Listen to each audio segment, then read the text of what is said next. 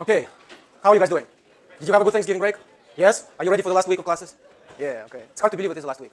But actually next week I will give a bonus lecture. I'll give a review lecture on Tuesday next week. And also I remind you that there's a lot of materials for the final exam, which are available on DSpace and also on the class homepage, which I hope by now you know how to find. All right? And now we go back to the study of Stokes theorem. So we've been slowly laying the foundations, the necessary foundations for Stokes theorem. Finally, it's time to sort of reap the benefits of all of that. And so finally today we'll be able to state the result and to see what it means and what the applications of this result are. Okay? And but first of all, I would like to revisit the material which we talked about last week. Okay? A week ago, we talked about surface integrals over the surfaces. Okay? And the point was that actually we studied two types of integrals.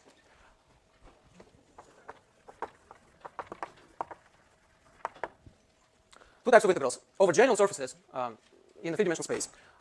As a good working example of such a surface, we'll look at the upper hemisphere. It's a surface with a boundary, which is a circle. So you can think that there is it's actually a part of the sphere which is centered at the origin. So you can also imagine that there is a coordinate system here, x, y, z.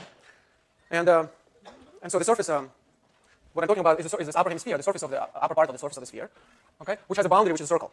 So what we're trying to understand is how to integrate over such surfaces of this type, and relate integrals over such surfaces to integrals over the boundaries. That is the point of Stokes theorem. Okay? So let's denote this by M. And M stands for membrane, because I explained last time that integrals over surfaces of the second type could be viewed as fluxes over a fluid through membrane. But here I will recall that there are two types of such integrals that we have looked at. The first type, you pick a function, and then you integrate over the M. This function is a measure which we denote by ds. We talked about the interpretation of this. This has to do with the surface area, and more generally with the mass. So this represents the mass of the surface. Think of the surface as an aluminum foil, say. And F is a mass density function. And when you integrate the density function, you get the total mass. It can also be a charge density function, and you will be integrating total charge. So that's the first type. The important thing here is you integrate a function. And the second type is when you start with a vector field. So it's not a function, it's much more than a function. Actually, we represent it by triple functions. It has components p, q, and r. Right? Where each of these three is a function of its own, on its own right. In this case, we also have a double integral, which we discussed last time. And that's what's called a flux also, flux of a vector field, or a surface integral of a vector field, which we denote like this. E dot ds, a ds. Okay? So this is sometimes called flux of E through this membrane. And it represents the rate of flow of a fluid through membrane M if F is the velocity vector field for this fluid. I explained last time. And now, of course, even if you were not here, you can actually watch the lecture on multiple places, which is a good. I think it's a good resource. Okay, so it makes it easier for me to just say I did it last time. So if it was not recorded, that would be a little unfair. But now I know that if you don't remember, you can always go back and watch it again. All right. Now, how to compute this? So the key to computing this is to, as well as the other one, is to parameterize the surface. Right. So parameterize it.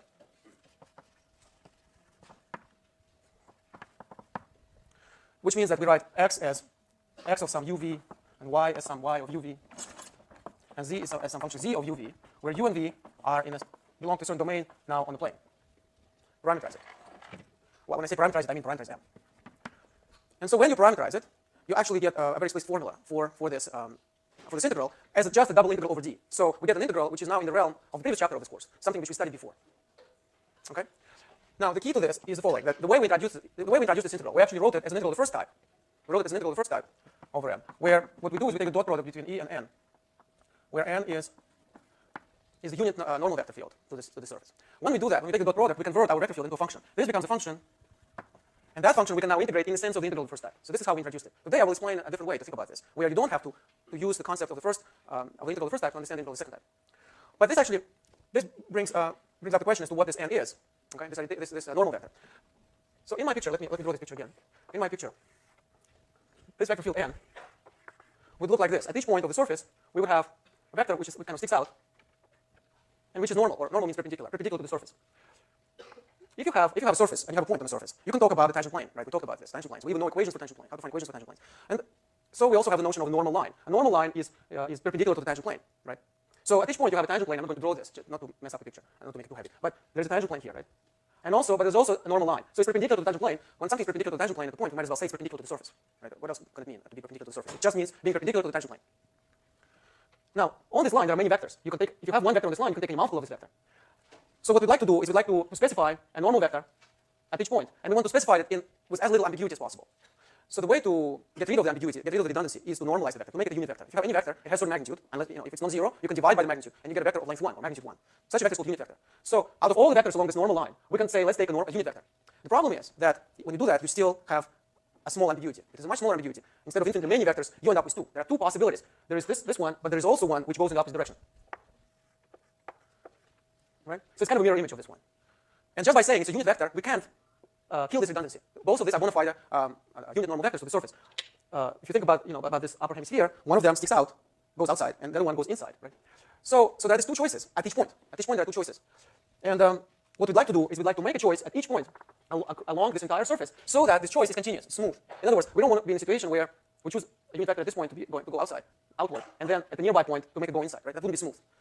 So when we talk about a normal vector, unit normal vector field, we mean that we want it to vary in a smooth way. So that's what this n is, n of this formula. This n is the unit normal vector field.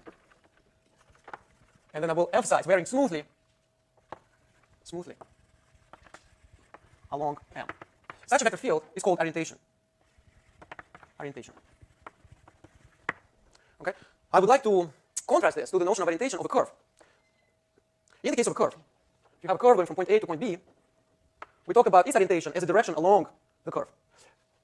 Okay? And if the curve has boundary points, specifying orientation is the same as specifying which one is the initial point and which one is the end point. So here this would be the initial point, this would be the end point. If the curve does not have a boundary, for example, circle, we could say it's counterclockwise or it's clockwise, right? But let's look at this one, which has endpoints. It has a boundary. In this case, by analogy to this, we observe that actually in this case there are also 2 possible orientations. We can go this way or we can go that way. So there's a lot of similarity with the notion of orientation for curves and surfaces. The main difference is that orientation for a curve goes along the curve. You kind of flow, you go with the flow, so to speak. And here you also go with the flow, but the point is that the flow goes across the surface usually. Right? You don't want to flow. You can flow along the surface in some sense.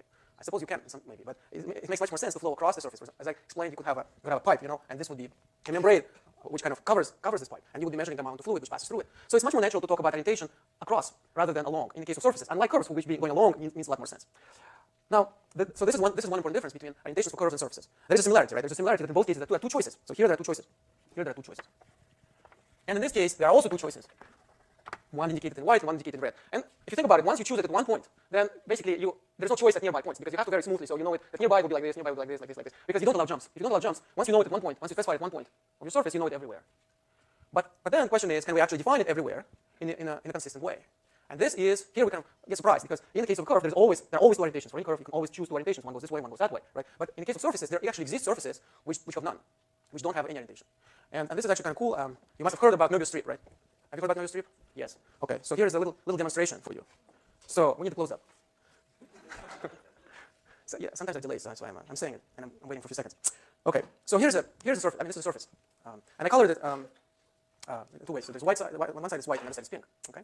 So now what I'm going to do is I'm going to make a surface. I can glue a surface out of it in different ways. So for example, I can glue it in this way, right? If I glue it in this way, it's like a cylinder. It's like a little cylinder, not so kind of very low height.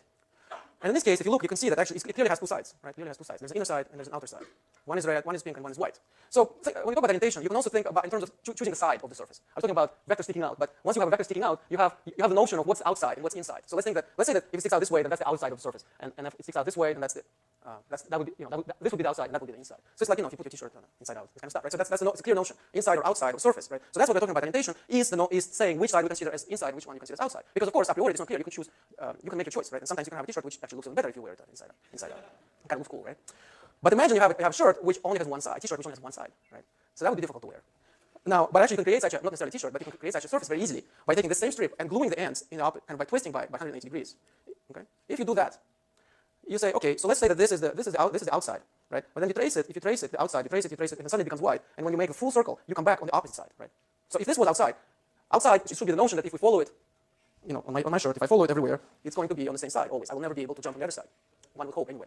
And that's the way it's supposed to be, right? But here you make a full circle and you come back on the opposite side. So that means this is outside, but also this is outside, right? So that means, but then which one is it? So it means that this one is not defined. There's no global notion. There's no global notion of inside and outside. Do you see what I mean? So in this case, we will say that the surface is not orientable. And this is a really remarkable phenomenon. Again, in the case of curves, all curves are orientable. It's just that there is redundancy. There are 2 possible, or ambiguity. There are 2 possible orientations. You have to make a choice. For surfaces, actually, we don't even have that luxury. There are many surfaces which are not orientable, for which you cannot consistently say which is inside and which is outside. And that's the example. Okay? Any questions? So in this case, if the surface is like this, there is no notion, there is no orientation, there is no unit vector that you can make which varies smoothly and gives it a normal vector at each point. Because you know, if I were to give such a vector, let's say, again, here the vector will be sticking out this way, but if I vary it smoothly, I would be forced to come out here on this side. So that means it becomes ambiguous. And at this point, there's no, it is simultaneous, it has to be simultaneously this and that. And that's not allowed, right? So it does not have a consistent orientation. So in the case of such a surface, this integral is actually not well defined. You cannot set up an integral vector field over a surface which is not orientable, which does not have this, this type of orientation. In other words, the consistent notion of inside and outside. So we have to be aware of this. Now, the good news is that most surfaces are orientable. Most surfaces that are of interest to us. For example, if we are thinking about really a fluid flowing in the pipe, and you're thinking of something which is like a cover at the end of the pipe, it is going to be orientable. So it's not really we're not going to be too handicapped by the fact that for non-orientable surfaces this is not well defined. Most of this, all the surfaces we will consider in this class for sure will be orientable. Okay, but we have to be aware of the fact that actually it's not, we should not take this for granted. That actually a surface that may not have a particular even one orientation. Of course, if it has one, it will have to have two. Right. The point is that if n is one of them, then negative n will also such an object, also such an orientation. So it can't be that you have just one orientation. You either have none or you have exactly two, always. Right? And in all of the cases which we will consider here, our surfaces will have two orientations. And this will give us a little bit of a headache, because when I write down the Stokes formula, I will have to be very precise in specifying how the orientations on the left and right hand sides, so as to make the equation correct. Right? So let's go back to this. This integral. So the integral is actually, let's suppose that it is orientable. So this is important. It's not a given that the surface is orientable, but let us assume from now on that M is orientable. That is to say M has an orientation vector field. M. And then it has necessarily two of them. It has two orientations. N and negative n. Okay, let's assume that. And so pick one. We'll pick one. Pick one orientation, which is what I call n. In this case, we have this integral. We have this double integral. Let me give myself more space, like this.